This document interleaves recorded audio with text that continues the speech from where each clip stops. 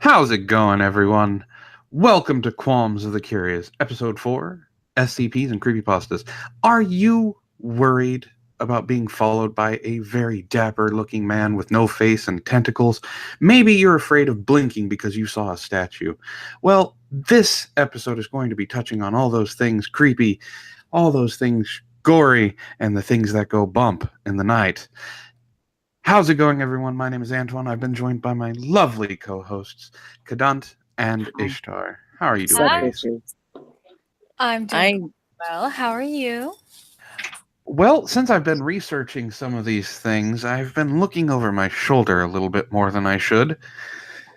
How about you, Kadan? How are you doing? I am dealing with some people who have small penises driving down on the other seat.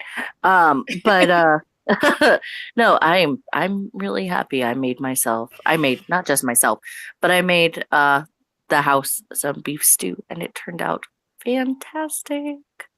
Awesome. Hey, And you Antoine, didn't share. the laundry's done. I heard. So, what are we talking about today? We're talking about creepy, crawly, ghouly, destructive, disgusting, horrifying, and downright dirty type of things. Who wants to go first? I know I'm going to be covering the SCPs, and I know Ishtar is covering the creepypastas. So what do we want to talk about first? Well, Lo-Fi's awake for one, so I sent her the link. So hopefully she can join us. That would be good. Oh, do we need to set up what we're doing first so we get the understanding of who's doing what? As always, Kadant is our resident believer. I don't know if she wants to believe in all of this stuff, but so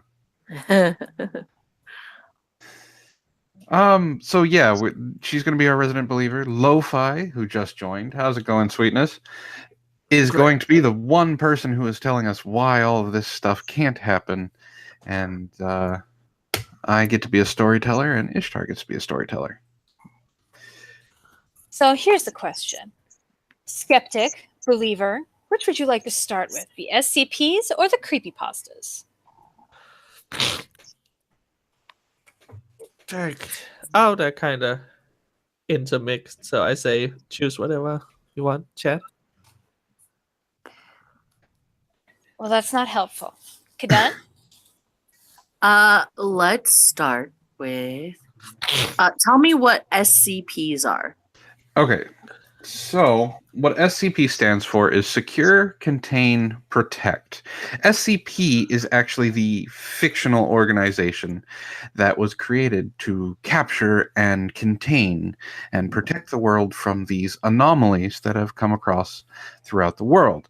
Now, there are 3 different classifications of SCPs. There is the safe class, which SCPs are anomalies that are easily and safely contained. This is often due to the fact that the Foundation has researched the SCP well enough that containment does not require significant resources, or that the anomalies require a specific and conscious activation or trigger.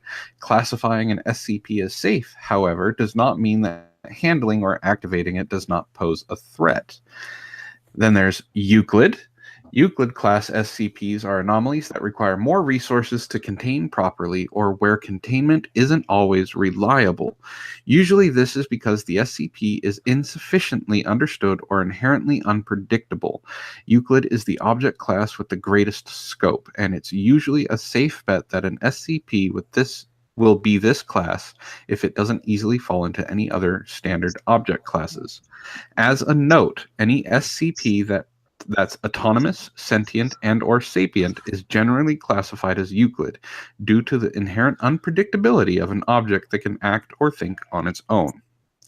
And then, of course, there is the Keter class.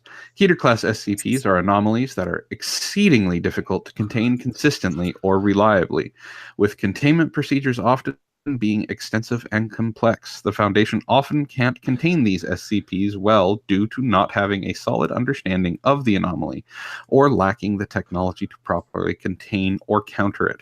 A Keter SCP does not mean the SCP is dangerous, just that it's simply very difficult or costly to contain. Most of the time, though, when you run across a Keter class SCP, its ability to kill you is monumental. Yeah, pretty much. God, Lo-Fi, please blow your nose. Mm-hmm.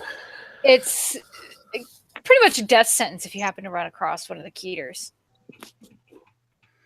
Okay. So- Well, how did like SCPs and stuff, like how did those SCP, fake company whatever things start? I am glad you asked that, Kadant, because I have pulled up for me the original SCP, the one that started all the statue. SCP-173. Object class, Euclid. Special containment. I'm going to go through this, and then I will explain to you how it came about.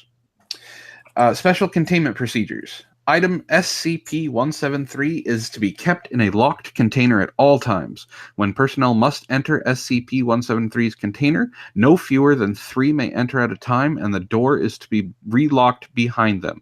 At all times, 2 persons must maintain direct eye contact with SCP-173 until all personnel have been vacated and relocked the container.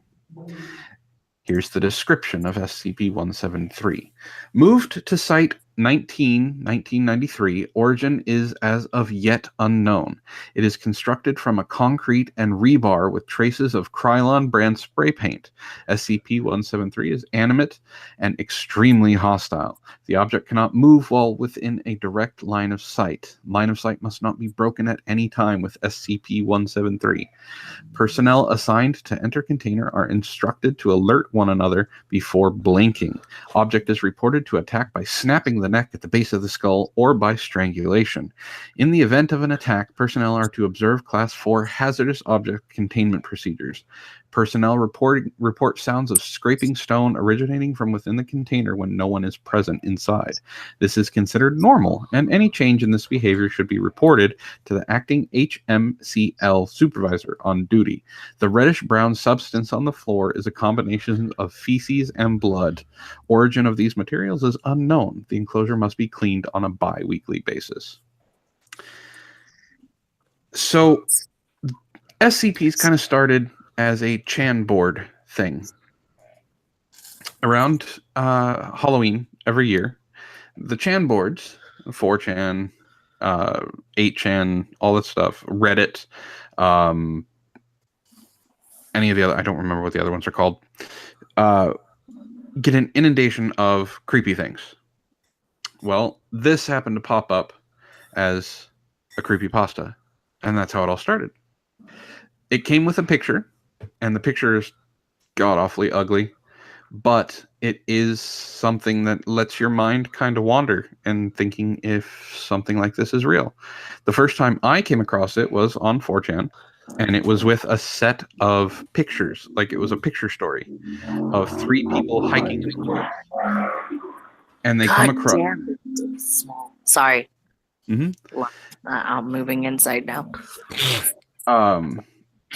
It comes across with pictures, and it's these pictures being taken about them going hiking, and they find this building that is in the middle of nowhere, and they go up to the top and they see SCP-173, and then there are pictures following it while this story is being told of how they came across this thing and how their friends are dying, and then all of a sudden you see a picture with the camera on the ground.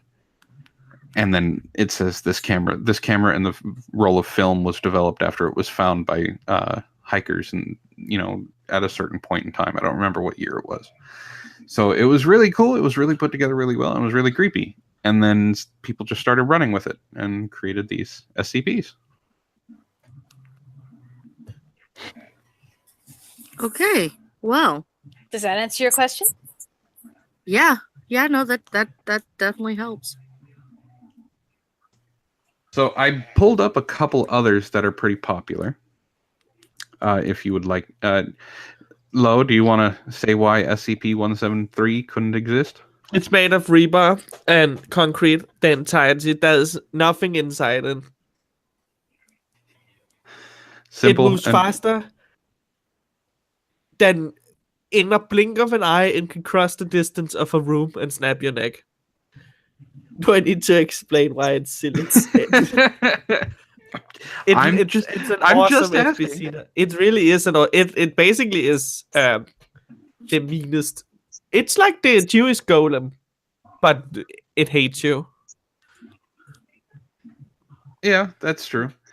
Now Jacob Navo is asking you to look up SCP-420J. There is a special category of SCPs that are called joke SCPs. So people come up with these ideas that are pretty funny, and you can submit them. There's over 4,000. There's about 4,000 SCPs, 4 different series, each containing 1,000 SCPs, and it started with 1. This has been a community building thing. People Let come it up be with at one point in time the foundation, they used to have really good control of the website where they would read through and really have good checks, so not every shit thing could just get in. But at one point a new person took over the site, and the checks just fucking went out the window, and everything could post everything. They have just recently, I think it was last year, started getting control of the website again and started making sure all the SCPs are fun or interesting. Well, Fun fact? speaking of fun and interesting, I have SCP-24, which is called the Game Show of Death. Now, I'm not going to read the containment procedures because it's pretty long, but basically what it's saying, the containment procedures are, since it can't move because it's on a soundstage that was abandoned, they basically created a wall around it, and they have guards around it 24/7. Now, the description of SCP-24 is an abandoned soundstage that was once owned by Redacted, which this is something that happens with the SCPs. There's a lot of it's run like the old school ones, because I didn't know that all that other stuff happened. But it's run like a government agency that redacts names and dates and locations and things like that. So it lets your imagination run wild to where you possibly could run across this in your own hometown. So, a soundstage that was once owned by Redacted. However, SCP-24 itself has been abandoned since 19 Redacted, and it is unknown whether its special properties manifested before or after its abandonment. SCP-24 is located in the heart of Redacted, and was initially discovered when a group of teenage youths broke into an abandoned compound. The testimony of the lone winner, quote-unquote, when she turned herself into the police was enough to have Foundation assets mobilized to contain SCP-24. Upon entering SCP-24, visitors are immediately greeted by an anonymous announcer who communicates via intercom and is able to hear and comprehend the voices of people within SCP-24. The announcer will inform the contestants, quote-unquote, that they are about to take part in a game show in which the winners will win fabulous prizes, but will also warn that the game will be extremely hazardous and that the losers will never leave SCP-24. It is at this point the announcer presents the choice of whether to stay or leave SCP-24. Contestants who accept will continue to participate in the game, while those who decline are immediately expelled from SCP-24.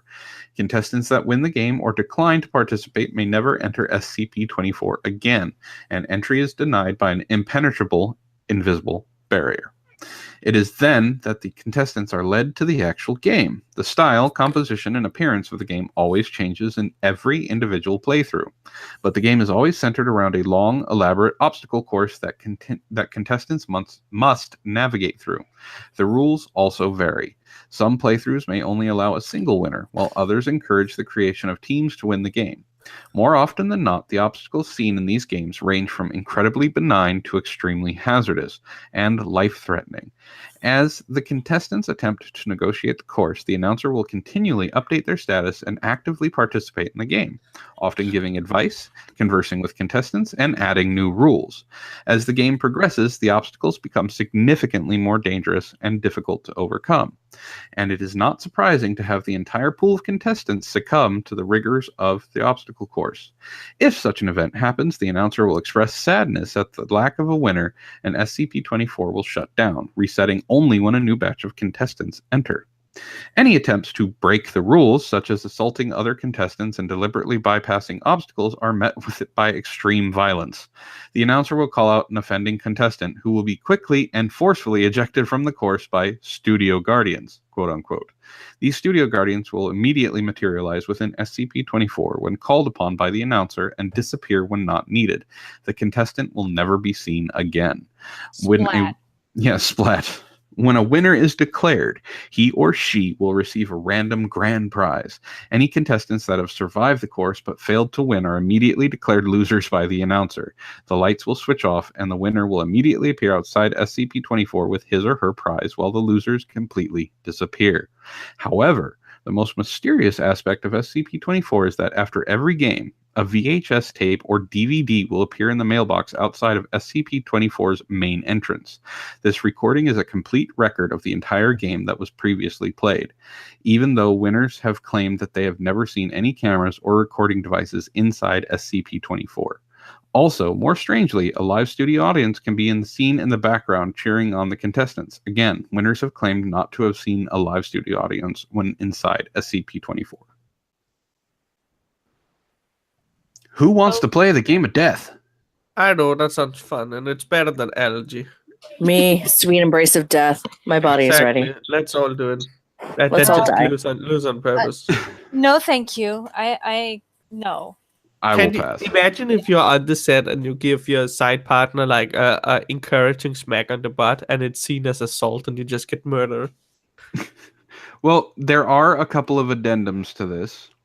So, the first addendum says, so far, the list of prizes awarded to winners has included, but is not limited to, cash prizes, electronics, various consumer goods, cars, collectibles, full paid vacations to various countries, data expunged. Close examination of these prizes have confirmed that they are completely genuine and possess no unusual abilities or characteristics whatsoever. They appear to be in no consistent pattern for what the prizes will be. So you have a chance to win some pretty awesome things or never be heard from again. It's totally conspiracy. This is a government conspiracy. This is something the government do to pick out the best people, the most durable people for after the apocalypse. Will Honorless says, no thanks, I choose life. But imagine that 72-inch plasma TV standing right there, and you like just jump this pit of spikes. Well, I think that's the fun of this one. It's would you or wouldn't you? Like, it's that whole thing of saying that if you say no, you're immediately thrown out and you can never enter again. You know, it never lets you play again. Fuck, the price would have to be good. Jesus. Well, I just listed off what they could be.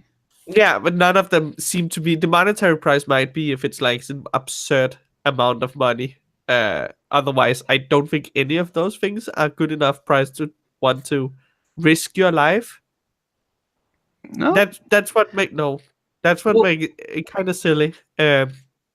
I don't think the prices seems as far out as the rest of the idea behind it. But then again, that's part of the fun that the prices are you consumer goods. I just risked my life for a bag of milk and a Game Boy. Yay!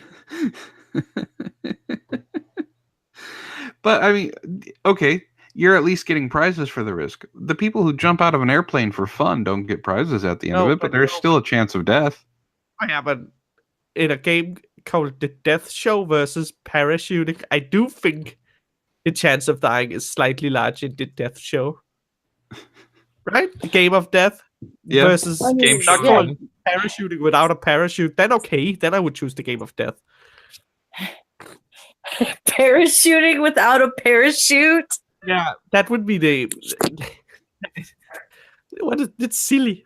No, Jacob, I will not read SCP-420. Have you seen SCP-297? Steely Dan? Is it one of the joke ones or is it a real one? It's a real one.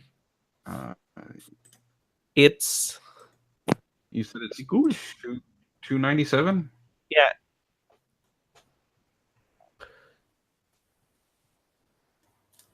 Oh yeah, yeah. It's Steely Dan. It's It's a plutonium It's a plutonium powered run dildo that at highest setting will go in a harmonic loop. What is it called when you match the person, the thing you are touching it to, and it disintegrates the cell?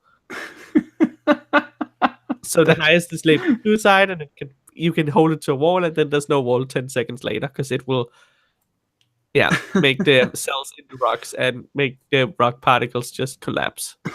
When turned to the highest intensity setting, labeled suicide, SCP-297's vibration frequency swiftly increases up to upwards of 200,000 kilohertz. If the upper portion of the device is touched to any solid material, SCP-297 will change frequency to one that causes positive harmonic feedback loop in the object, causing the object to lose cohesion within 60 seconds of continual contact. Yeah. This invariably kills organisms that it is exposed to. That's what the Flash does when he dodges bullets. I guess you could say they really wouldn't know if they were coming or going. They are just liquid everywhere, though. They are just falling apart. What a horrible death. Okay, but so nice. the original one was Euclid. The game show of death is Euclid. I'm going to read you a safe one. And this is, where's the name? Dr. Wondertainment's Bubble Bath Bonbons.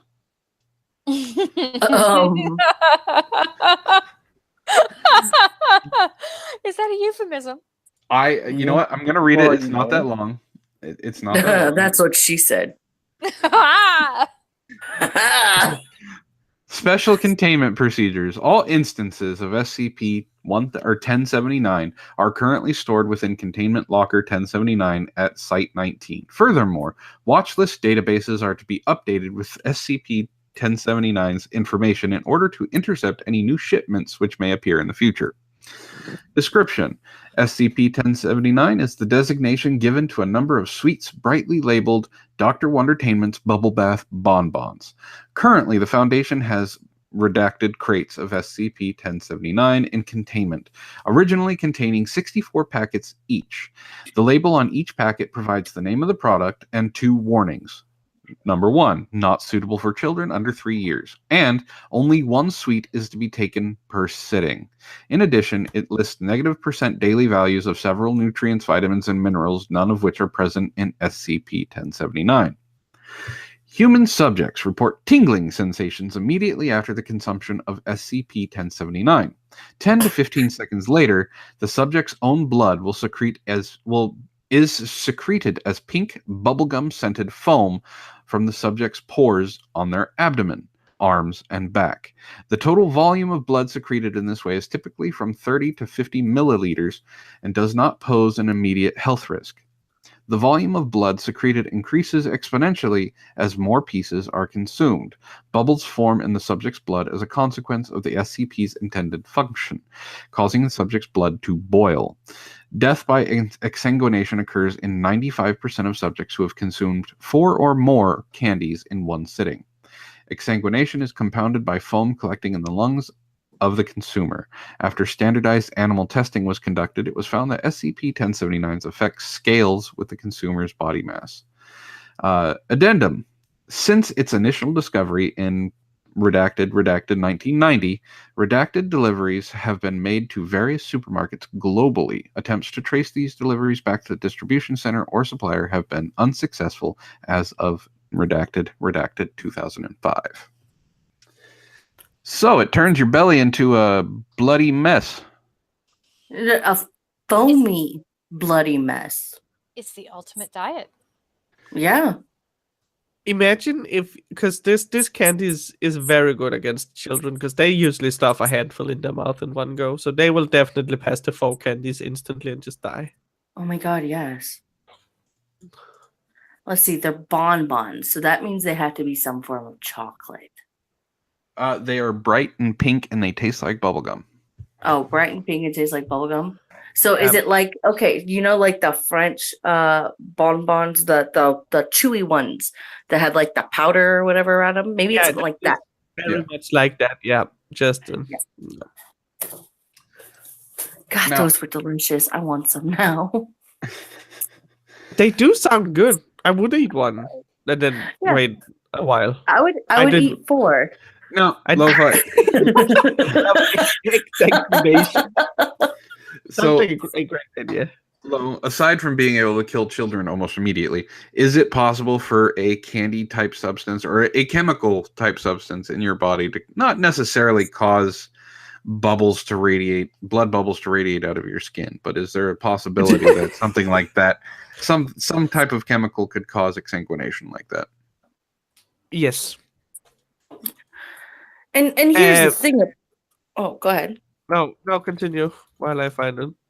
Yeah. Well, here's the thing about that too is like it's not even just that it's causing exsanguination because it also says that it will fill the lungs with this bloody foam. Yep, which causes. So like if you don't lose enough blood to die, then you wind up pretty much choking on your own blood. Yeah. Yeah, that's and not just that. The entire idea that you get bubbles in your blood, which of course cause the blood boiling, will kill you because when that goes to when that hits the brain with big bubbles of air, that's not very good. Yeah, you get an aneurysm. Yes. Yeah, that'd be very unhealthy. Yeah, so But I think still- you would immediately pretty fast get an aneurysm and then collapse, then your blood would boil and your lungs would fill. So if the aneurysm doesn't kill you, then you choke and burn inside alive. It's perfect. So I mean, I just want to taste one or 4. Is it chocolate? See, Jacob No, Davis said no. that's They're chocolate anthrax. flavors. See? No, they're bubblegum. they're bubblegum flavored. I wanted to know if there was an option for chocolate. No, there's no option for chocolate. Well, That they there you go. say. You never know. So, all right, I mentioned the Keter class, so I have one pulled up. It's called the Unkillable Reptile. This is a favorite of a lot of people because it is in the actual SCP Containment Breach game. I think you can find it. It's an Easter egg. Yeah, it's in the basement. So, this one it's item SCP-682, Object Class Keter. Special Containment Procedures. SCP-68. I'm reading the containment procedures because of what they have to do with this damn reptile. Must be destroyed as soon as possible. At this time, no means available to SCP teams are capable of destroying SCP-682, only able to cause massive physical damage. SCP-682 should be contained within a 5 meter by 5 meter by 5 meter chamber with 25 centimeter reinforced acid-resistant steel plate lining all inside surfaces. The containment chamber should be filled with hydrochloric acid until SCP-682 is submerged and incapacitated. Any attempts of SCP-682 to move, speak, or breach containment should be reacted to quickly with full force as called for by the circumstances. Personnel are forbidden to speak to SCP-682 for fear of provoking a rage state. All unauthorized personnel attempting to communicate with SCP-682 will be restrained and removed by force. Due to its frequent attempts at containment breach, difficulty of containment and incapacitation, and high threat of Foundation exposure, SCP-682 is to be contained in site redacted. The Foundation will use the best of its resources to maintain all land within 50 kilometers clear of human development. In other words, don't go nearby because you're going to piss off the giant unkillable thing. Yes. Description: SCP-682 is a large, vaguely reptile-like creature of unknown origin. It appears to be extremely intelligent and was observed in engaging in complex communication with SCP-079, who I believe is that God? It's a microcomputer. Okay. During their limited time of exposure, SCP-682 appears to have a hatred of all life, which has been expressed in several interviews during containment. See Addendum 682-B. SCP-682 has always been observed to have extremely high strength, speed, and reflexes, though exact levels vary with its form. SCP-682's physical body grows and changes very quickly, growing or decreasing in size as it consumes or sheds material. SCP-682 gains energy from anything it ingests, organic or inorganic. Digestion seems to be aided by a set of filtering gills inside of SCP-682's nostrils, which are able to remove usable matter from any liquid solution, enabling it to constantly regenerate from the acid it is contained in. SCP-682's regenerative capabilities and resilience are staggering, and SCP-682 has been seen moving and speaking with its body 80% destroyed or rotted. In case of containment breach, SCP-682 is to be tracked and recaptured by all available mobile task forces, and no teams with fewer than 7 members are cleared to engage it. To date, redacted, attempted breaches have numbered at 17, while successful breaches have been numbered at 6. See Addendum 682-D. This is the 682-B, portions of a recorded transcript of Redacted. Dr. Redacted. Now, why did you kill those farmers? SCP-682, no verbal communication. If you don't talk now, we will remove you from this attempt and place you back into, says, incomprehensible. Pardon? Motions to move microphone closer. Incomprehensible. Speak up. To personnel D-085, move the mic closer. SCP-682 says they were. The microphone only has so much gain. Move it closer to it. Personnel D-085 says his throat's messed up, man. Look at it. He ain't talking. Gasps and screams. 682 appears to assault the D-085's body. They were disgusting. And the doctor retreats from the room. So apparently this thing can't be killed. Now, what's fun... You want to know why? Because it's a reptile. Thanos cursed it. It's the hideous evil version of Deadpool. Yes. What's interesting about this one is in the SCP lore, they have an SCP that is called God. It believes, the being itself believes it is God. They put SCP-682 and God in the same room, and God said he couldn't see it, and that it wasn't one of his. And then basically walked through the wall and said, don't ever put me in that room again. So even in the lore, they don't know what this thing is. But something that is God is like, fuck this noise, I'm out. Yes. So what I like about the SCP stuff is that there's a lot of interaction in between it. I tried to find it. I could not find it. One of the SCPs is a pizza box. I think it's like a Little Caesars pizza box. Try checking out the SCP I linked in the Hangout chat. Okay.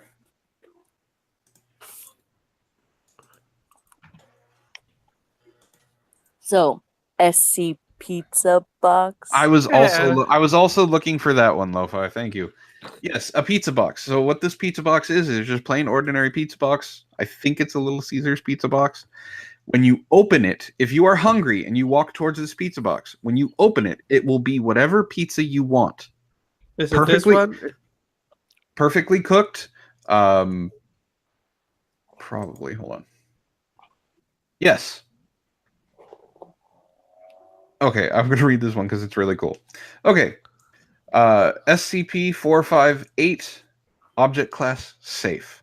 SCP-458 is considered safe and therefore is to be stored in the staff canteen at Site-17. That's right, they put it in their lunchroom with no access restrictions required. SCP-458 is a large-sized pizza box from the pizza chain Little Caesars, of their hot and ready variety. It is made of simple cardboard measuring 2.54 centimeters by 2.5 pizza box size, and weighs about 20 to 20.49 grams depending on toppings. As a result of the unusual nature of SCP-458's measurement of weight is inconsistent. What makes SCP-458 an oddity is that while appearing to be an ordinary pizza box, when it comes into contact with human hands, it instantaneously replicates within the holder's subconsciously preferred choice of pizza, down to favorite sauce, cheese, crust, and toppings. It is not limited to the Little Caesars brand, as pizza from all major pizza chains, as well as local and even handmade pizzas, have been produced. There seems to be no limit to its ability, except that it cannot make anything but pizza, and its toppings must be edible by normal human standards. The box is also rather indestructible, as all tests to destroy it or dismantle the box have been proven fruitless. It is assumed the box is semi-sentient, having at least enough telepathic or empathic ability to sense what the holder's personal choice regarding pizza are. After constant testing showed SCP-458 seemingly infinite power to generate pizza, but with little other use, it has henceforth been placed inside the canteen at Site 17 for free use by personnel. After its open usage has been allowed, personnel morale has shown to have sharply increased. It's a never-ending pizza box of your favorite pizza. How awesome is that? Pizza box of unending pizza. Yes. Yeah, and the best part is about they tried to give the pizza box to different SCPs who are humanoid in nature to see what their favorite pizza is. That's Yep. fucking science. That's dedication. I want that pizza box. Now, the first one that Lo-Fi was also one that I was looking up. It's called factory porn. Wait, before you get to, I'm okay with this, but before you get to that, I have a question. Okay. Have multiple is there any like side story or anything like that of multiple people going up to the pizza box of holding and hold on. okay, like and it comes out with like just one pizza, or is it pizza with different toppings for each of the individual people? Okay, so you got free slice sausage piece, blah blah blah. Where is it? Oh, it even has a list of the SCPs and their favorite pizzas. Further cross-testing is permitted. Almost immediately after opening SCP-458, the produced pizza began to go through symptoms similar to organic material within. I know there was someone who said that. Yeah, SCP-181 is like the luckiest guy in the world, or something like that. I don't remember what it is, but he was rewarded with good behavior and it was a lucky guess of his favorite type of pizza. I know it says that it. I don't remember where it was, but it says that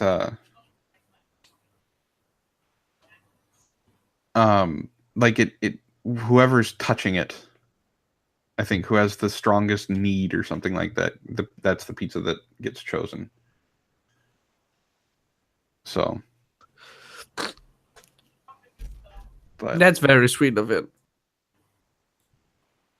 all right, so we're gonna read factory porn. SCP-1 or 1004, Object Class Safe. All copies of SCP-1 or 1004-1 and -2 are to be kept in Secure Containment Locker 17 at Site 37. At no point are any copies of SCP-1004 to be used for recreational purposes. Following the events of Incident 1004-Dale, researchers are no longer allowed to view the output of SCP-1004, even when filtered or via secondary source. Only D-Class are allowed to view the output of SCP-1004. Use of SCP-1133-7 and SCP-894 instances by researchers and control subjects has been approved, were deemed appropriate in preventing undesired spread of SCP-1004's effects.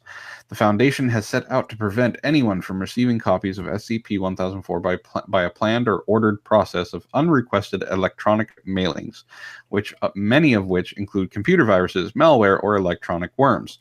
A program has also been designed to disseminate to all electronic mail providers to help SCP-1004 from spreading. The description. SCP-1004 is a computer program found on either a CD, SCP-1004-2, or a 3.5 floppy diskette SCP-1004-1, either of which will be hand-labeled with the words factory porn. Contained on these disks is a single executable file labeled thefactory.exe, a 1 kilobyte program. The program runs perfectly on all platforms. Running the program results in a window opening up on the computer within which the factory logo is displayed. The logo fades to black and is replaced by the words, "What would you like to see?" At this point, the user may input any selection of words, from the ambiguous to the precise. Once a request has been input, the program will pull up several dozen images of pornographic content, each which leads to a full video on the subject. Many of these videos appear to have never been made in real life. Watching videos on SCP-1004 have a cumulative effect.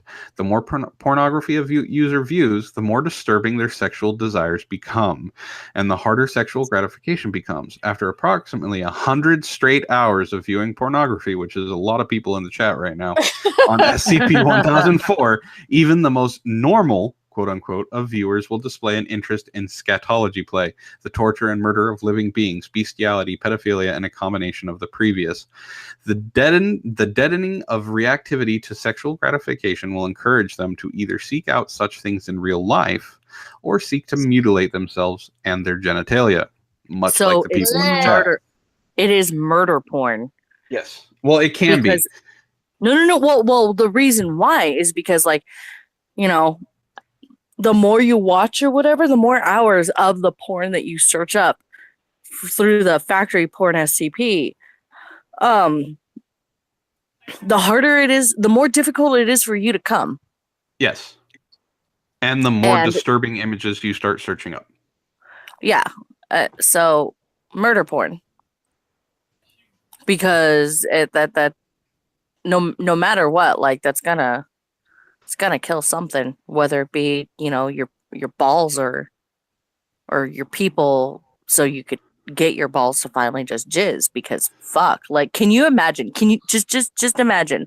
Like, you're like, no, why do I want to look up like this crazy disturbing shit? All right, that's it. I'm done. I'm not doing it anymore. But does the not being able to come thing, like, does that stay a problem? I haven't finished reading yet. Oh, sorry. Go on. It should be noted that SCP-1004 displays no compulsive properties. Users are free at any time to stop using the program. The majority of users continue to use SCP-1004 because it is the easiest way to find the desired pornography. As stated above, any word or combination of words may be entered. This has been used by many victims to view popular members of high social standing in the bedroom, given rise to many rumors of celebrity sex tapes. The thought has been posited that such videos could be used for the blackmailing of politicians who are antithetical to the Foundation's cause. Unfortunately, at this time, all attempts to make recordings of SCP-1004 have resulted in only taped static. Several researchers have claimed to be able to see humanoid shapes moving in the static, but this effect has not been seen on subsequent playthroughs. SCP-1004 appears to spread through the use of electronic messages sent seemingly at random. Messages generally claim to have certain celebrities performing sex acts or to have certain depraved acts on a tape that are illegal in many jurisdictions. A link included in the message requests users to enter their home address. The resulting copy of SCP-1004 shows up in a plain brown wrapper within 3 days through bulk mail with no return address. Let's see. And then it just says that there's an incident 1004-Dale. Researcher Adam Dale was found to be encouraging D-class subjects to watch SCP-1004 and to copulate with each other for his pleasure. It was determined researcher Dale had been affected by SCP-104 but despite never having watched it directly, only monitoring the test through a video feed. Any and all indirect viewing of SCP-1004 has been canceled. Wait. So is fucking murder porn? Factory porn. No, it's murder porn. But is okay, fine, factory porn. But is the factory porn SCP like filling men with copulins? No, it's not filling them with copulins. It says it has no compulsive properties. So That we know of. That we know of. But what it basically is stating that if you watch it, even through an indirect viewing, it still affects you. So if your friend next to you is watching and you just watch it out of the corner of your eye because you actually don't want to watch it, then you suddenly want someone to poop in your mouth. That's fucking disgusting. Well, okay, so this kind of has a basis in reality. I'm not talking about the factory porn search engine or anything like that. I'm talking about the belief that the more porn you watch, the more increasingly disturbing porn you will have to look up in order to get off. So Wait, wasn't that on South Park? Yeah, that's Stan's dad, Yeah. Randy. Yeah. So it's based off of an actual theory, a psychological theory, but I mean just the idea of being able to look up anything you want at at a few types of the keys is just kind of interesting. Like if you really really really want to watch, I don't know, Ewan McGregor bone Idris Elba. Oh. Type Hey, Oh. Antoine's fantasy. Wow. That's about to be my new fantasy. Shit. Fuck. No, that's fucking hot. Those are two very gorgeous men. That's all I'm Oh my saying. god. Ellie, I like saying poop. I don't like poop. I like saying the word poop. Poop is a good word. But just imagine, like, if the factory porn SCP works in a way where it's like you can have, I could type in lo-fi like bangs cadunt. It would show up.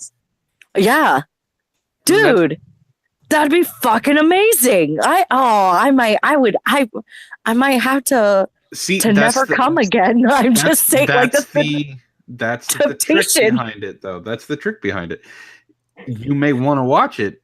The more you watch it, the more deranged and depraved it's going to be. Yeah, but see, Anton, just because you watch deranged and depraved porn doesn't mean you'd go and act on it. So would this be a good thing to throw on pedophiles and say, "What's this shit"? No, because the SCP itself, if we're talking about SCP and not the actual theory behind it, the SCP itself states in the description that it does force them to go want to perform the acts themselves or mutilate themselves and their genitalia. Yeah. So throwing it. So yeah, put a bunch of pedophiles in there. They'll watch what they want for 100 hours, and then since they're locked up, they can't do anything except mutilate themselves. And we don't have to worry about pedophiles anymore. So wait, so is it possible that the sub that I had that wanted me to crush his dick with a stiletto, is it possible he just like got into the factory porn SCP? It's quite possible that he did. Hey. I mean, he probably started off with like foot porn, stuff like that. Then it got to a point where it's like, I want to see a stiletto stepping on my nuts. And would you watch it though, just because you could get some of your wildest fantasies like an unsaid, so you get? Oh yes. You could watch a bit of it. That would be. Are you serious? I would definitely. I'd spend at least. I would corrupt myself for at least a good. I don't know. Well, it depends on how well the images or videos or whatever that came up were, but I would, anywhere from 10 to 10 minutes to an hour. What if a pedophilic psychopath murderer who also likes to torture and fuck animals watched it? Then how can it get much worse? Or is the factory report just gonna go, I give up, this is fucking sick? Well, what we haven't heard from is Ishtar. What would be something you would bring up on the porn thingy? Yeah. None of your damn business. Thank you very much. See, now I kind of need to know. No. Oh, hey, Ishtar. Hey, I bet you anything. Lo-Fi and I might be part of the Ishtar threesome. Just saying. James Jones was saying, so the SCP is working on the theory of desensitization to a given situation. It's the point of the same what that happens with medicine and drugs. You get that James, desensitized. gross. No. What? Oh, Bless you. God, fucking Wow, damn it. Thank you. when you sneeze, do you come at the same time? That's what it sounded like. Then, wow, No, it's that's the best painful. sneeze I've ever heard.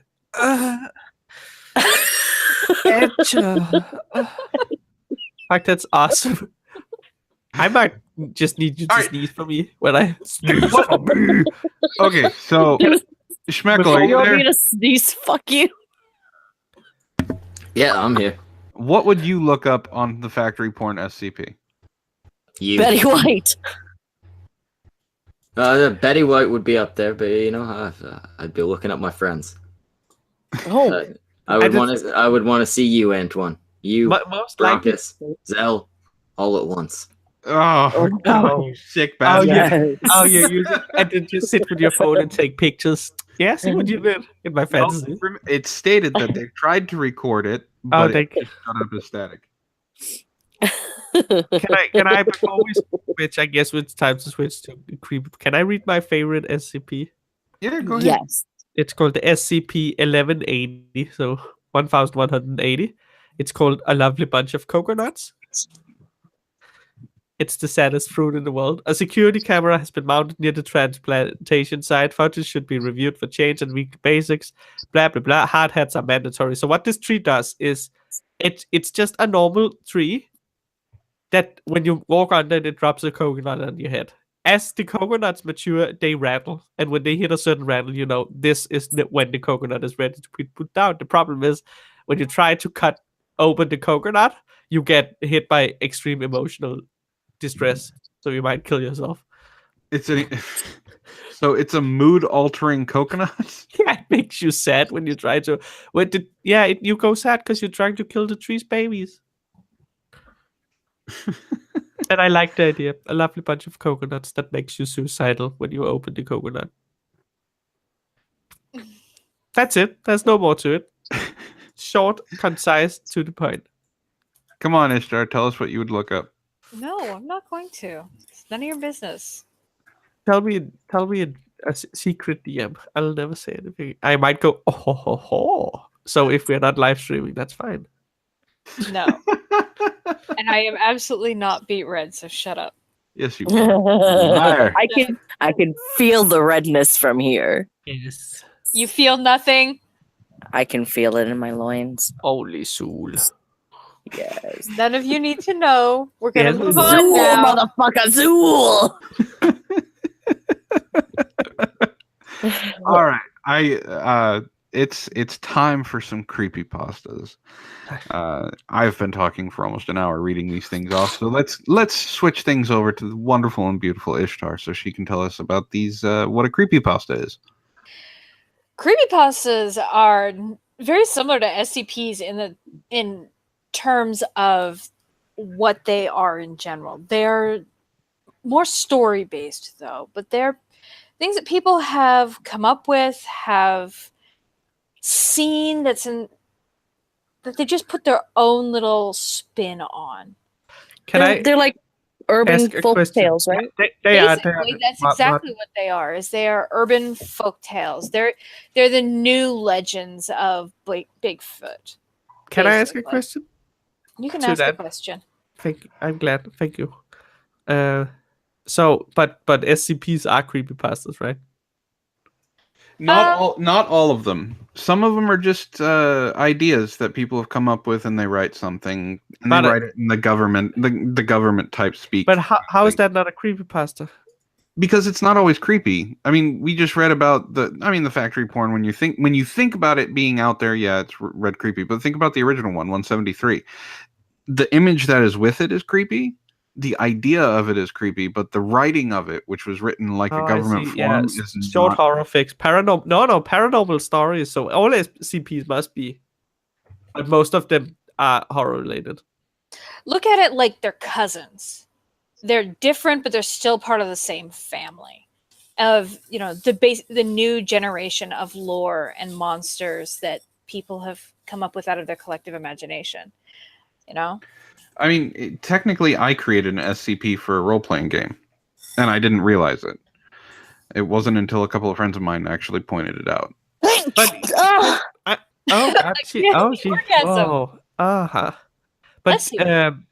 wouldn't it be that Uh, when you create the SCP, but the second you write it down and you have fiction to it and stuff, then it's a creepypasta because it's on internet and it's Oh God! Fucking damn it! oh my god. Jesus, Lo-Fi or Kadun, are you Oh, okay? thank you. How hard did you shove the dildo up there?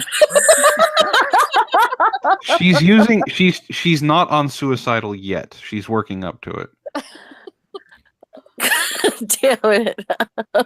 I'm just gonna mute myself for a second.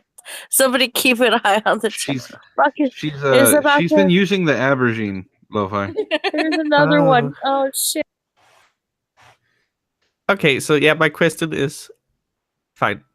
Okay, read some because they have some of them are really good and some of them are atrocious. What I've mostly seen is the creepypastas are specifically about one or another monster, and very much like the horror stories that are being told, but they do gain a lot more traction than Razriel do. Takata is saying SCP is different mostly due to the involvement of the Foundation at its core and deeper lore, including Sarkic's cult and the Church of the Broken God. So SCP is a giant, very well made creepypasta.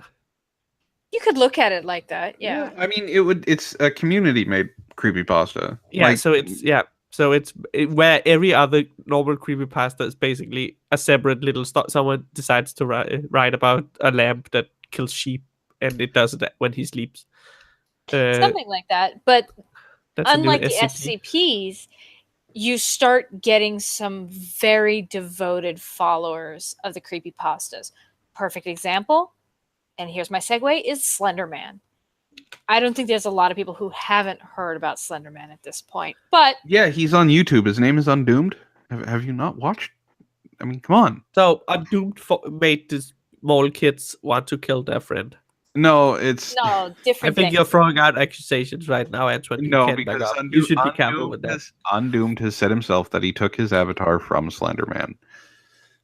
I actually saw someone cosplaying as Slender Man at an anime con in Las Vegas. Creepy as hell. It is. Very. It's the no face thing. The no face thing. Slenderman. Slenderman. Oh, Tall That's and whatever white. a Slender Man Slenderman. can. Can he Wears swing suit. from his Has arms? tentacles. No, he can. All right, He guys. makes Watch out. Don't make me go to Dave Because of Rubin on this thing. Slenderman. All right, Ishtar, tell us about your creepypastas. starting with Slenderman, since they're already jumping on it. Slenderman is an internet meme and an urban legend. Gained attention during in the Something Awful forums and branched out across the web as a figure that's kind of established his own mythology. He's more popularly viewed as like a malevolent demon almost that abducts and psychologically traumatizes children, particularly children. What he does with them, no one's quite sure. There have been speculation that he kills them, he takes them to another dimension. Some versions he'll impale captured victims on tree branches. The whole forest thing seems to be a running theme for Slender Man. It's considered that his faceless pale man in a suit persona is really a smaller form, and that his true form is beyond comprehension for mortals. It is also thought he may have a long-term goal in mind, but that's not really certain.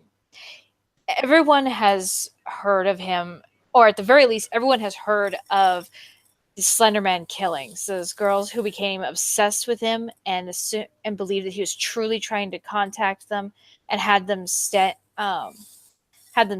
their friend, like, what was it, 20 some odd times. Amazingly, she survived. That's fucking terrible. Yeah, it was terrible. But Slenderman himself was actually created by a man named Eric Knudsen and has basically just taken on all these different personas. I mean, I'm looking at the list of aliases for this guy is insane, and there's not much he can't do. But apparently, immortality is a big one. His everyone said, bleh, sorry. One of the main issues facing Slenderman is that his appearance seems to be subjective, with reports varying from area to area and culture to culture. However, the general agreed appearance is pale, emaciated figure, 7 to 9 feet tall, no facial features, and sometimes tentacles. Usually wearing a black suit and a black or red tie, though that seems to be, again, based on local appearances. Hi, Opal. Um, he's really very intense. Slenderman can do all sorts of things in terms of supernatural powers and abilities. He's immortal, having lived for at least 11,000 years, wounds inflicted, heal instantly, detrimental contaminants such as disease, viruses, bacteria, etc. They're harmless. Same thing with poisons, toxins, drugs, alcohol, radiation, and seems to be immune to fire. We should put him up against that big lizard. Even creepier is that he can modify and warp reality itself. He seems to be able to teleport and even be able to speak to you telepathically. You'll know if he's around, though, because just looking at him has a lot of negative effects like pain, disease, nausea, technological disruption, though that seems to be that you can turn it on and off. He's even got his own disease called slender sickness. Effects include nosebleeds, nausea, amnesia, mental and emotional instability, diarrhea, puking, and constant pain. Has anyone talked to Brockus yet to see if he's talked to Slenderman? See, here's the thing. Well, with Brockus, that's just emotional pain at realizing, oh shit, I'm still Brockus. But no, that's me being hunty. But no, the thing with the whole Slenderman thing is the only real stories that are out there are the negative ones. Like as soon as you encounter him, all of a sudden, like you start getting sick and you can't sleep, and it's just all negative and bad, and like soon you die, kind of blah blah blah blah blah. But not everybody dies. There are victims that are usually under his control called proxies. He can even bestow special abilities to his proxies, enhanced physical characteristics, regenerative healings, and some even get superpowers like the Observer, who is bestowed with the power to warp space, time, apply diseases, possess others, modify technology, and most proxies can cast illusions. So not everybody instantly dies. Doesn't No, D&D? but This is a D&D game. But what they're playing at is everybody is a victim. Yeah. Of Slenderman in some way, shape, or form. Now, what makes the proxies victims in comparison, to regular people? Like, well, not everybody. Not every story about Slender has him as basically this villain who kills and stabs and this horrible thing that he is. There's actually several comics that I have read that, mostly by finding bits and pieces of him on Pinterest, that portray him as almost a big brother to other creepypastas, or even to having created other Slendermen or other Slenders. Okay. I think all this knowledge is slowly ruining my vision of Slenderman. Now he sounds boring. He sounds overcomplicated. It's annoying now. I don't like him. Fuck you, Slenderman. no, I like Slenderman. You know I don't why? like him. Why? Because when I was younger, I'm just saying, like that's the reason why I'm wondering, like, what makes proxies, more or less different. Like, and what's its? Oh God, I'm trying not to sneeze again. But Will Honorless was saying proxies have to do something for him, I imagine. Which I guess, but like what would it be that they have to do? Because when I was younger, again, before the whole Slenderman thing became a thing, I had this dream, and it had pretty much the depiction of Slenderman in it. I dreamt of Slenderman. But it didn't feel in any way, shape, or form negative. You You know, know? Slenderman is older than the lore about Slenderman. He comes from a game. I never heard of the game. No, There's and he's always been also been portrayed in movies, or people like him have been portrayed in movies, but under a different name than Slenderman, and that was before the guy made the Slenderman fake legends on the internet. there's a German legend based on the Tall Man that basically is the Slender Man, but it predates him. It's more of a what would you call it? A genuine legend, as opposed to being the kind of creepypasta and modern legend. But to answer your question about proxies, Slenderman can do a lot of different things, but apparently he still needs people who can come in and take over when he has to be someplace else. Proxies are basically his minions, his slaves, and once you're lost to Slenderman, you're pretty much lost to him. But I would argue that he is probably one of, if not one of the two most recognizable creepypastas out there. The second one being Jeff the Killer. That's horrible. Slenderman is awesome. I happen to be a big fan of Slenderman. I even have a Slender character that is like that. But Jeff the Killer is kind of poopy. Jeff the Killer is, believe it or not, one of the most popular ones out there. Jeff Woods is the name of the serial killer, and basically loses his sanity and just starts killing everybody. He has pale skin. I mean, the pictures of him are freaking creepy. His skin is bone white. He has no nose. His eyelids have been burnt off, and he carved himself an amazing a Joker smile. Yeah, he has an amazing smile. He's very happy, but Yes. Basically, what happened was Jeff was always a little disturbed as a kid, but basically a good kid. Just one of those weird outcasts. Hasn't really done anything, but you're wondering when he's gonna snap kind of guys. Had a big, loved his big brother Lou, had a mom, until he moved into a new area with his family, got into it with some bullies, and the bullies set him on fire. so it's like Toxic Avenger. Something like that. He This survived. guy is on fire. Anyway, go on. He survived, but lost his damn mind. He's vengeful, dangerous, a sociopath, and he will often tell his victims to go to sleep before he kills them.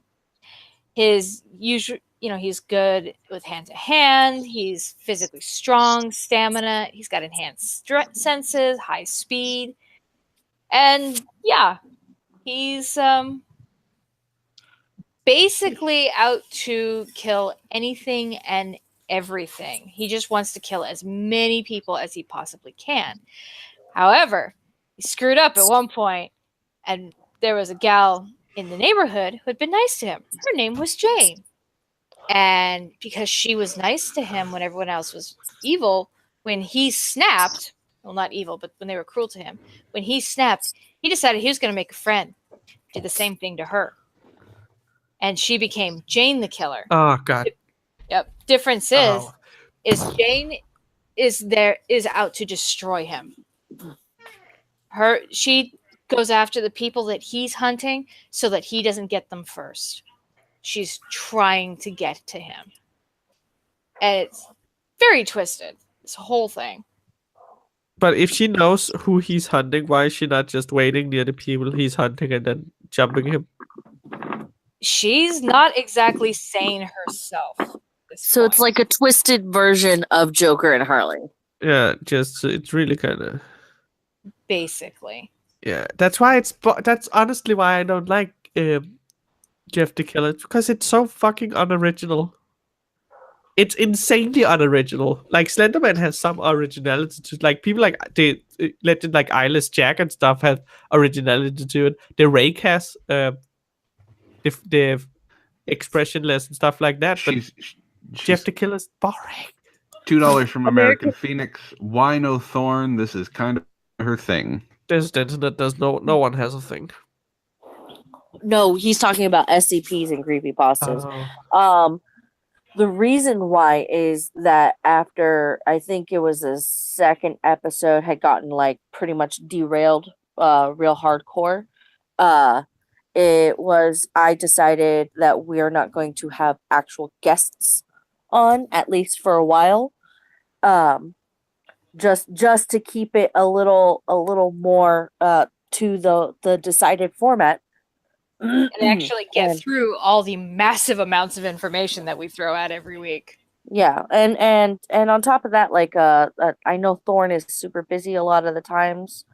And I don't think that I think like this episode she would have loved, but other episodes she may not have been as into.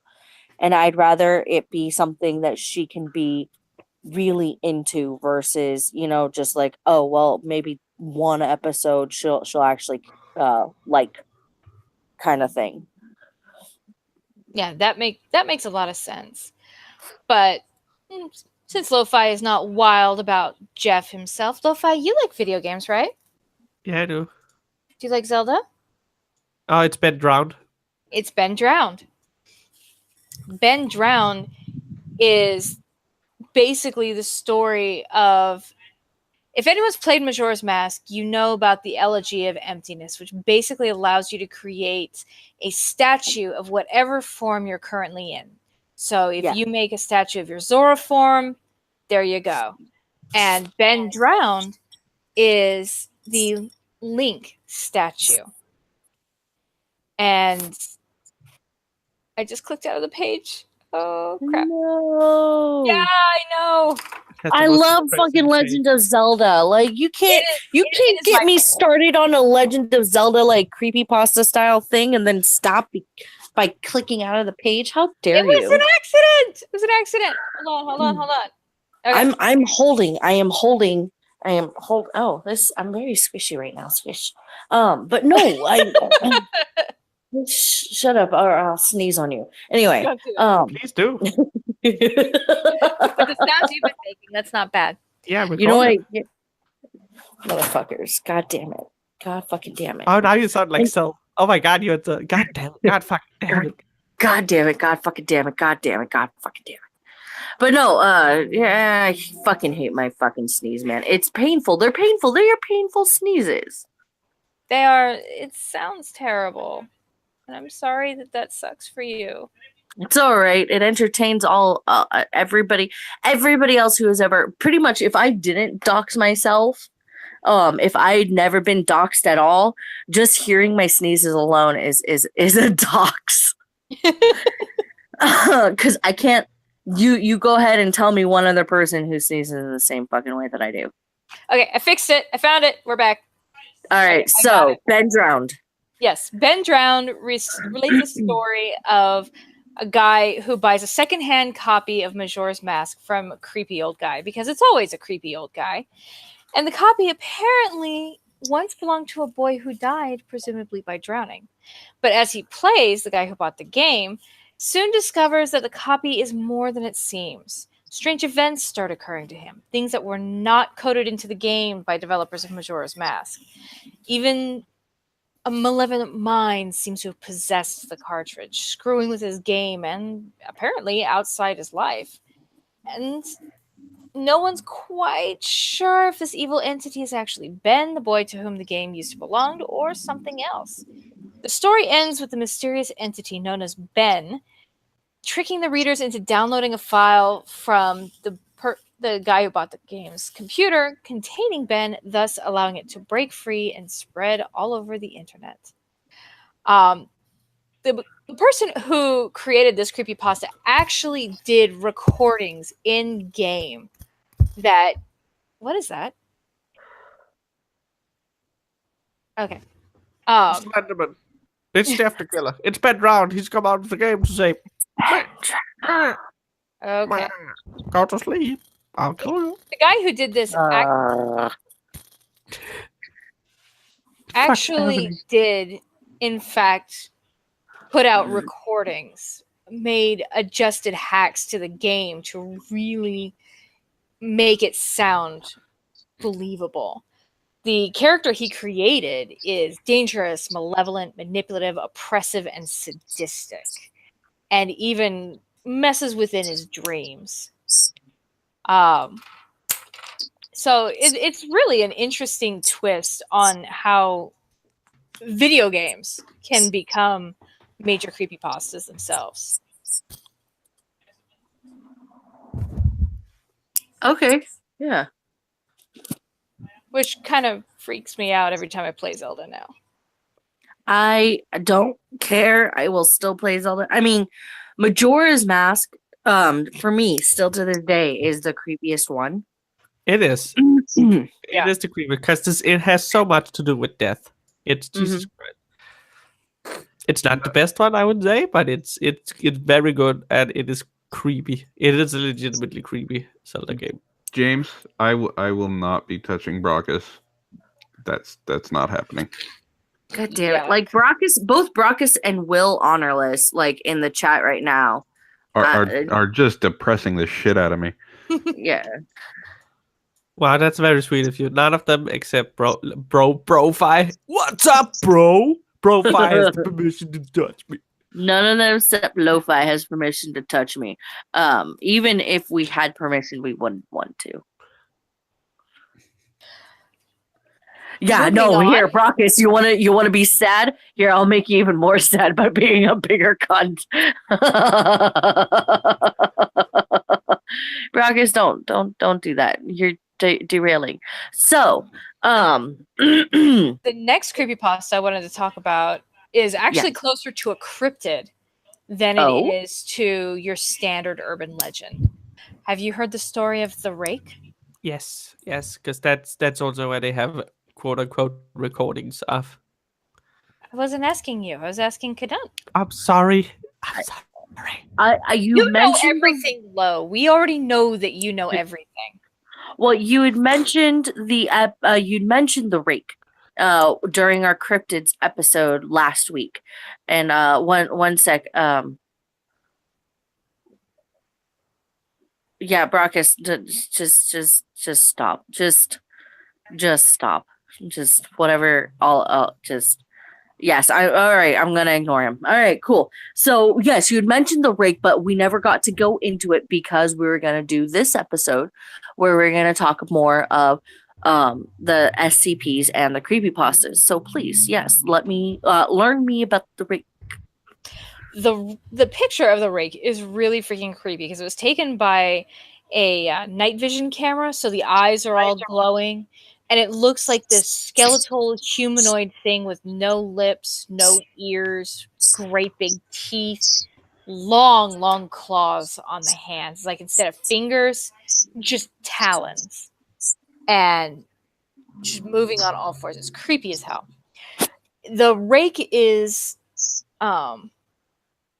supposedly living in northeastern United States. So anyone who's living up there, be careful when you're taking your garbage out after dark. Don't worry, it doesn't exist.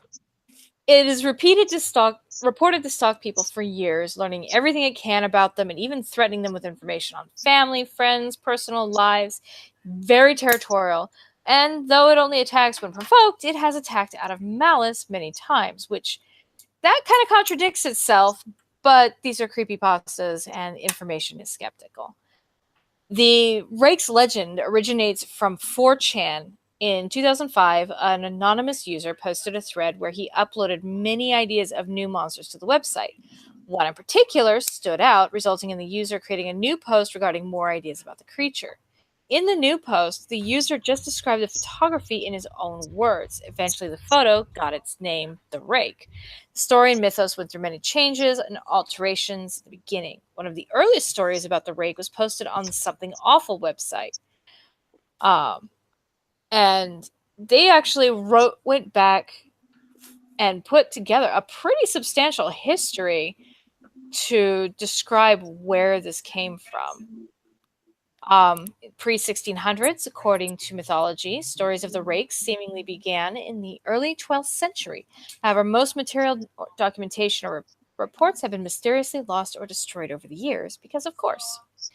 In 1691, first recorded incident of the rake was documented in a mariner's log who traveled to the northern United States from England, who attacked the mariner in his sleep and allegedly demanded they leave, which the mariner, not being stupid, took his crew and did just that. In 1880, a Spanish journal entry came from an individual traumatized by the constant stalking from the rake and was unable to sleep or relax due to being in constant fear or panic. No one knows what happened to the author. In 1964, a suicide note was written before a man took his life, detailing a similar experience to the author of the journal in 1880, as constant stalking and attacks from the rake caused the author to live in constant paranoia and fear. However, this one resulted in the victim taking his life, leaving behind 2 empty envelopes addressed to William and Rose, and 1 loose personal letter with no envelope reading, "Dearest Linny, I have prayed for you. You spoke your name." During the summer of 2003, the rake was allegedly captured on camera and sparked media interest until the creature was mysteriously blacklisted from publication, and all of the records from the event were mysteriously destroyed. Later that year, a team of researchers and investigators began collecting evidence of the rake and archiving it, which included the aforementioned reports and the following account. An eyewitness account in 2006 came from a woman who told about her tragic encounter with the rake. Her husband woke in the early morning, woke her up, and pointed out a humanoid creature seated at the foot of their bed. The rake scurried up to the woman's husband and stared at him, then turned around and headed for their children's room. The husband and the woman chased after it, only to find it hunched over the body of their daughter named Clara, covered in blood and having seriously injured the child. The rake escaped, and the woman's husband got the dying girl into the car. He drove to the hospital, but ran the car into a lake on the way there, killing both himself and Clara in the accident. The woman and her son stayed in a hotel for a while after the event, then returned home. When they did, the woman began researching the creature and discovered all she could about it and set up audio monitors in case she could hear it. Eventually, she heard it speaking on the audio device, though she refused to share what it said. She claims that while she has not directly seen the rake since the incident, she knows that it has been in her room while she sleeps. At the time of the incident, the aforementioned investigative team gathered over a dozen material documents and reports of the rake's existence, which they plan to publish in a book. One of the things I love about creepypastas that really differentiates them from the SCPs is how much time and effort people have put into building the lore around these things. I don't agree. I think that's not necessarily true. Some of the famous SCPs are just as described as the creepypastas. I didn't say they all were. So I've read a lot of SCPs, and some of them have almost entire novels devoted to them. But I'm talking about each of the... It's almost a steady thing with the creepypastas that the really good ones, the ones that people really know well, have a major amount of lore to them. They've taken the time, they've put together photos, they've hacked their own video games to make documentation. They have really worked hard. Don't you think that Slenderman could, if he got quote unquote caught, he would become an SCP? If the same with Brent Round. So that's why I firmly say that SCPs are creepypastas. Yes, I think the SCP is a really in-depth and descriptive creepypasta. Yeah, like the entirety is one big elaborate creepypasta. Yeah, no, I won't dispute that there. I was just giving my opinion that, it's one of the things that I really love about the creepypastas is the lengths to which people will go to really make it believable. With SCPs, you kind of just automatically assume that, okay, this is someone's interesting little story, and you let it go at that. But, the really talented creepypasta authors can make this very convincing that this might actually be out there. Well, like the Bigfoot stories. Well, but the thing with the SCPs is it's almost like the way that they're written and it's with the majority of them. Like, sure, of course you can find like the silly ones and the ones that's just like, oh, okay, whatever. But a lot of them are written in a way that makes it seem like, government cover up Yeah. Yeah, kind of thing. and that's the creepypasta in SCP. It's not the individual SCP, it's the entire group, the SCP group, which has insane amount of lore, where the monsters in the SCP group are not the creepypasta. The entirety combined is the creepypasta, and it has as much lore and as much quote-unquote evidence as Slendyman and Jeff the terrifyingly Killer. boring killer. Well, what Lo-fi. was the one that? Oh, I'm sorry. Go You were ahead. gonna say? I was gonna ask, what was the eyeless one that you were talking about? Eyeless Jack. Yes. Thank you for the segue. I was about to switch over to him. Yeah.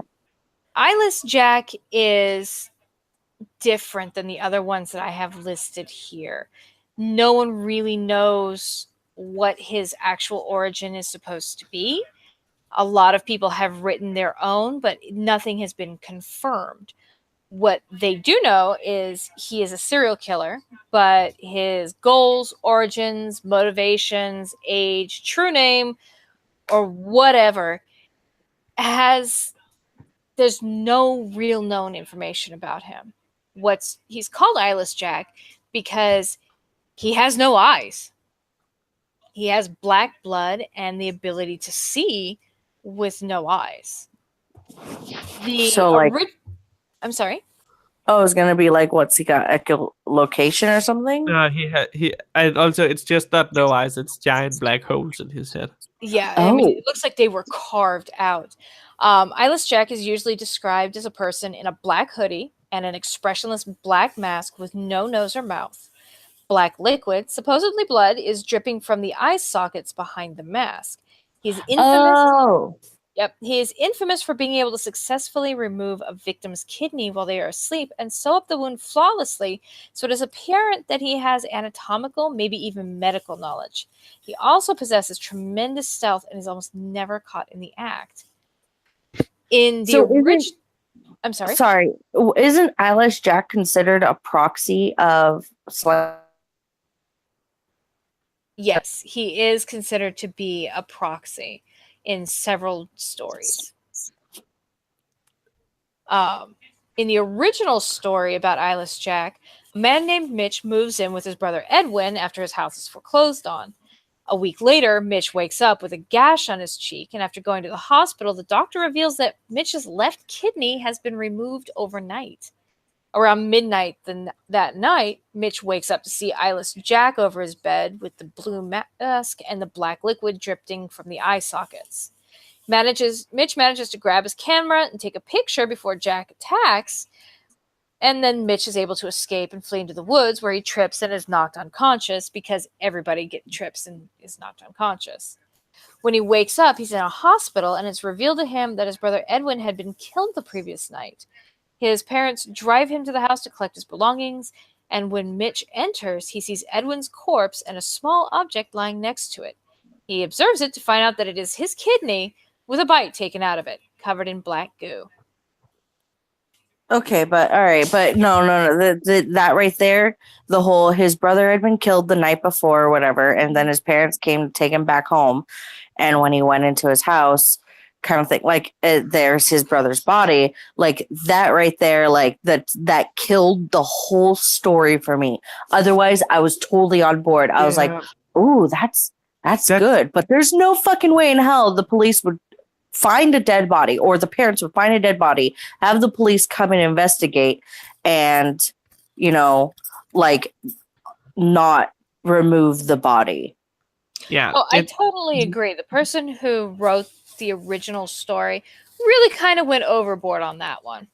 That's how I feel about Jeff the Killer as well. Besides being unimaginative, it's that at some point they fill too much in, and the whole thing with what was the name, Jane the Killer and such. That's just fucking ass. And the same with Slenderman. When you start going into way too much detail about him, it removes the mystique. Imagine if we take like an old cryptid, like let's say jackalopes, the rabbits with the horns, right? Yeah, jackalopes. and we go into detail to such a degree that suddenly they have a magic kingdom where they rule with Iron Fist and stuff like that. It removes the mystique completely when you add too much info. It's annoying. It's stupid. I hate it. Don't do that. Keep it Like the- simple. Keep it clean. Yeah. Like the one thing that doesn't seem to do that is with the Fae. Anything that has to do with Fae, when you hear the lore, like there's little areas where the Fae will appear because they'll travel from their like mystical kingdom or whatever. Like it still doesn't kill it entirely because it's not like like it didn't kill it like with that little extra the body was there kind of thing. Like that's what killed the lore right there because this isn't necessarily a magical creature or anything like that. This is just a really creepy being that had the possibility of really having the story go in a really good direction. But unfortunately, that one extra addition of, and there was his brother's body after he had heard his brother's body had been, found dead, and it's like police would have handled that. Now, if it had been like one of those things where an addition of the police reported that that the brother's body had gone missing from the morgue, still would have been on board. I think it would have been too much, but way more better if his brother hadn't died at all. Like if this creepy sneaky, because there's people who steal kidneys and does basically the same way you wake up with a scar and your kidney's fucking gone. But yeah, like it would have been better if he'd managed to sneak in, steal the kidney, and not touch the brother at all. So the brother was completely unaware of the situation. That would have been, but that's the whole issue. They go too far with the description. It gets stupid. like if the kidney had been found with the bite out of it and black goo, eking from it, like totally still would have been completely on board.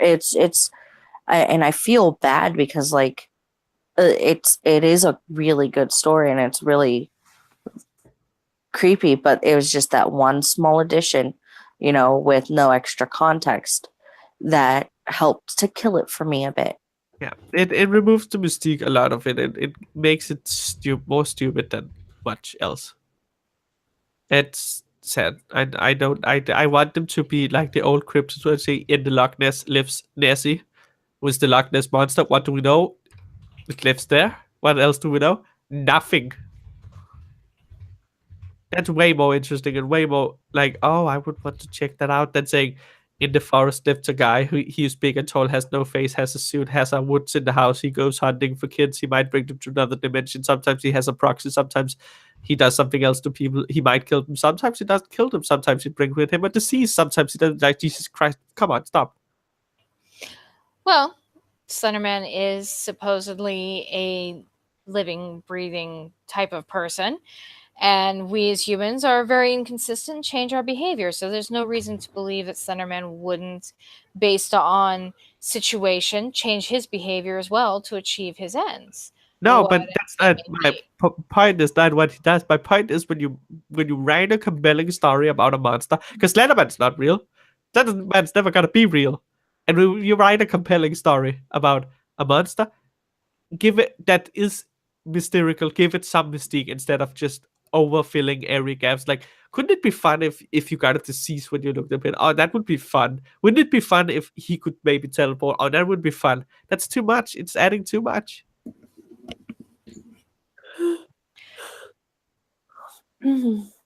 What other what other creepypastas are there like out there? Because There's a lot. Smile Dog. There is a ton of them. Smile Dog is one of them, and that one, Sonic EXE. Tails Doll, the Russian Sleep I Experiment. think it's the blue I know the the blue Russian Game Boy. sleep Yeah, that one. See, that's how you. That's fucking creepy. That's well made. That one's almost like an SCP too. Yeah, exactly. It Yeah. feels like something like that, and it's to the point. It doesn't go so much into detail. It removes the mystique of the sleep experiment. I actually have pulled it up on the Creepypasta wiki if you guys want me to read it. Sure. Okay. Russian researchers in the late 1940s kept 5 people awake for 15 days using an experimental gas-based stimulant. They were kept in a sealed environment to carefully monitor their oxygen intake so the gas didn't kill them since it was toxic in high concentrations. This was before closed-circuit cameras, so they had only microphones and 5-inch thick glass porthole-sized windows into the chamber to monitor them. The chamber was stocked with books, cots to sleep on, but no bedding, running water and a toilet, and enough dried food to last all 5 for over a month. The test subjects were political prisoners deemed enemies of the state during World War II. Everything was fine for the first 5 days. The subjects hardly complained, having been promised, falsely, that they would be freed if they submitted to the test and did not sleep for 30 days. Their conversations and activities were monitored, and it was noted that they continued to talk about increasingly traumatic incidents in their past, and the general tone of their conversations took on a darker aspect after the 4-day mark. After 5 days, they started to complain about the circumstances and events that led them to where they were, and started to demonstrate severe paranoia. They stopped talking to each other and began alternately whispering to the microphones and one-way mirrored potholes. Oddly, they all seemed to think they could win the trust of the experimenters by turning over their comrades, the other subjects in captivity, with them. At first, the researchers suspected this was an effect of the gas itself. After 9 days, the first of them started to scream. He ran the length of the chamber, repeatedly yelling at the top of his lungs for 3 hours straight. He continued attempting to scream, but was only able to produce occasional squeaks. The researchers postulated that he had actually torn his vocal cords. The most surprising thing about this behavior is how the other captors reacted to it, or rather didn't react to it. They continued whispering to the microphones until the second of the captors started to scream. The 2 non-screaming captives took the books apart, smeared page after page with their own feces, and pasted them calmly over the glass portholes. The screaming promptly stopped. So did the whispering to the microphones. After 3 more days passed, the researchers checked the microphones hourly to make sure they were working, since they thought it impossible that no sound could be coming from within with 5 people in there. The oxygen consumption in the chamber indicated that all 5 must still be alive. In fact, it was the amount of oxygen 5 people would consume at a very heavy level of strenuous exercise. On the morning of the 14th day, the researchers did something they said they would not do to get a reaction from the captives. They used the intercom inside the chamber, hoping to provoke any response from the captives they were afraid were either dead or vegetables. They announced, "We are opening the chamber to test the microphones. Step away from the door and lie flat on the floor or you will be shot. Compliance will earn one of you your immediate freedom." To their surprise, they heard a single phrase and a calm voice respond, "We no longer want to be freed."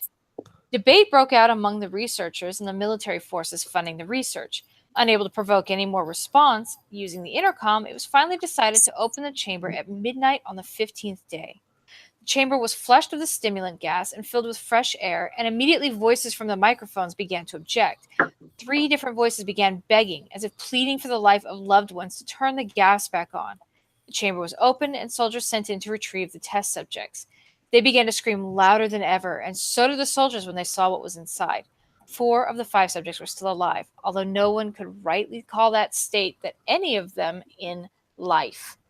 The food rations past day 5 had not been so much as touched. There were chunks of meat from the dead test subject's thigh and chest stuffed into the drain in the center of the chamber, blocking the drain and allowing 4 inches of water to accumulate on the floor. Precisely how much of the water on the floor was actually blood was never determined. All 4 surviving, quote-unquote, test subjects also had large portions of muscle and skin torn away from their bodies. The destruction of flesh and exposed bone on their fingertips indicated that the wounds were inflicted by hand, not with teeth as the researchers initially thought. Closer examination of the position and angles of the wounds indicated that most, if not all of them, were self-inflicted. The abdominal organs below the rib cage of all 4 test subjects had been removed. While the heart, lungs, and diaphragm remained in place, the skin and most of the muscles attached to the ribs had been ripped off, exposing the lungs through the rib cage. All the blood vessels and organs remained intact. They had just been taken out and laid on the floor, fanning around the eviscerated but still living bodies of the subjects. The digestive tract of all 4 could be seen to be working, digesting food. It became quickly apparent that what they were digesting was their own flesh that they had ripped off and eaten over the course of days. Most of the soldiers were Russian special operatives at the facility, but many still refused to return to the chamber to remove the test subjects. They continued to scream to be left in the chamber and alternately begged and demanded the gas be turned on, lest they fall asleep. To everyone's surprise, the test subjects put up a fierce fight in the process of being removed from the chamber. One of the Russian soldiers died from having his throat ripped out, and another was gravely injured by having his testicles ripped off and an artery in his leg severed by one of the subject's teeth. Another 5 of the soldiers lost their lives, if you count ones that committed suicide in the weeks following the incident. In the struggle, one of the 4 living subjects had his spleen ruptured and he bled out almost immediately. Medical researchers attempted to sedate him, but this proved impossible. He was injected with more than 10 times the human dose of a morphine derivative and still fought like a cornered animal, breaking the ribs and arm of one doctor. When a heart was seen to beat for a full 2 minutes after he had bled out to the point where there was more air in his vascular system than blood. Even after it stopped, he continued to scream and flail for another 3 minutes, struggling to attack anyone in reach and just repeating the word more over and over, weaker and weaker, until he finally fell silent. The surviving 3 test subjects were heavily restrained and moved to a medical facility, the 2 with intact vocal cords continuously begging for the gas, demanding to be kept awake.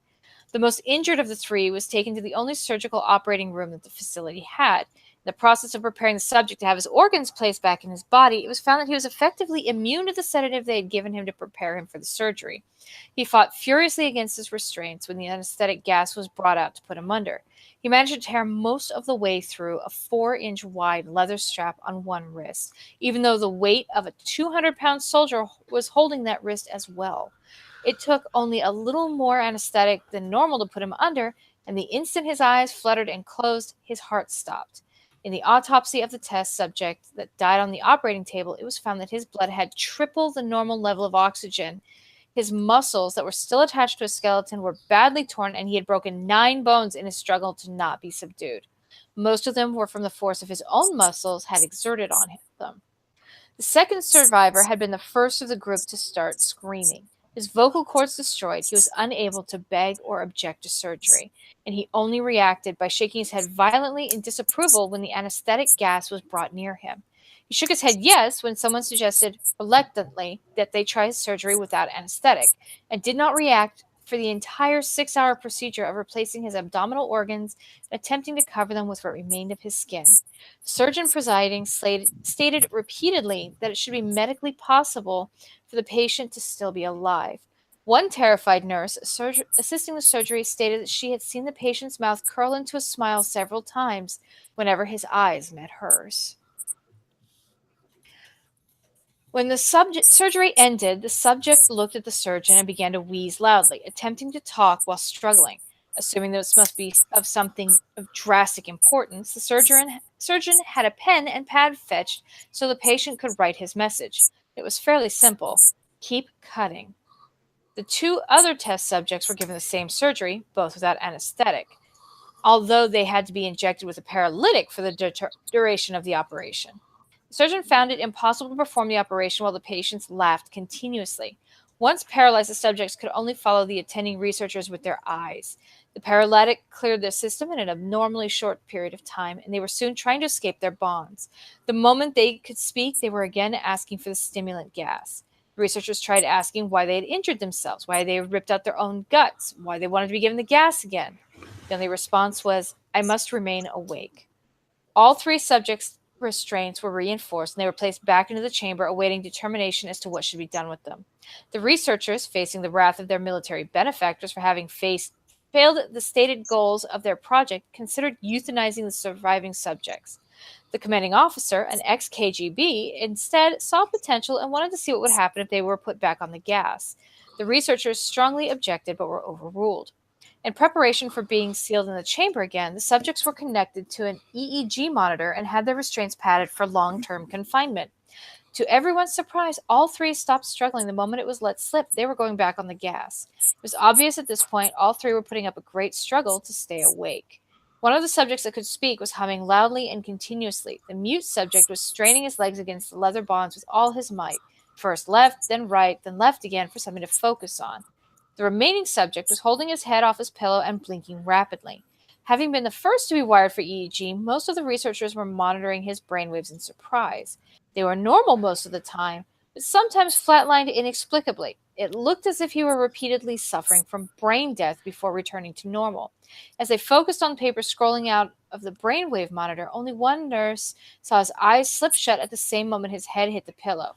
His brainwaves immediately changed to that of deep sleep, then flatlined for the last time as his heart simultaneously stopped.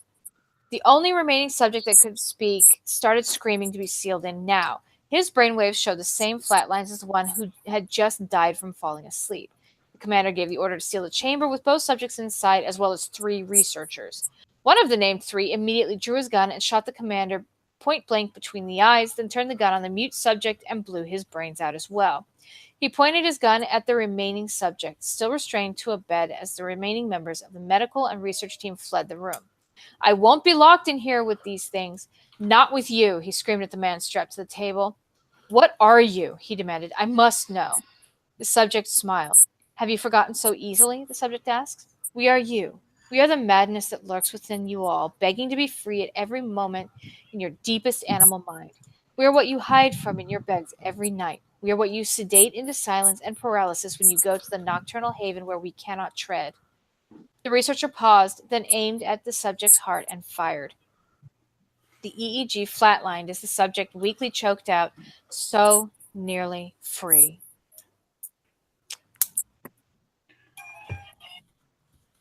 So that is- everybody is going to be having nightmares. Thank you very much, Ishtar. yeah, You know, it's you're welcome. I like scary spaghettis. Well, that's good. At least That's you'll be able to not sleep, or you'll be Oh. able to sleep. The rest of Yeah. us are going to be up wide awake. I have a Though KG has just announced he took drugs. see. I like KG. When in doubt, drug it out. Print out, drug it out. So, Kadant, you have been introduced to SCPs and you have been introduced to creepypastas. What do you think? Well, creepypastas were not new for me. The Russian sleep experiment, Jeff the Killer, and even the rake story I'd kind of heard of, but I never really realized the name. As well as, of course, Slenderman, but that one's a personal thing for me because I guess I'm apparently a proxy for Slenderman. You still have your own willpower, and there is a symbol that you will find carved into your body if you are indeed a proxy. Well, I can't see every single inch of my body, I so bet you know someone who can check for you. oh, thanks, Lo-Fi, but you're in Denmark. Um, My drone is not. My drone is on the way. your drone is on the way. And you have a webcam, Kadant. She can check. Yeah. Yeah, I don't feel like anyway. Next Net Safe for Wednesday, we check your body. There you go. For the mark of Slenderman. Yeah. Damn it. But no, I've heard the creepypastas before. The SCP, those again, I agree with Lo-Fi. I count that because it's just a giant government conspiratorial based. It's almost along the same lines as the Russian sleep experiment SCP, except it goes a little more in depth with the fact that they write it out as if it's a government form, a government not form, thingy. Words. We I understand what you're trying to say. Yes, I meant what you knew, but and I agree that it I think the SCPs count as kind of their own extension of a creepypasta, and my favorite thing is, I'm sure that plenty of people will write this shit off, like all of it. Every single one of it, they'll write it off, or they're just like, oh, that'll give me an idea for my own kind of thing. Because I'm even debating like, what number SCP is not taken, and I'll write my own SCP. But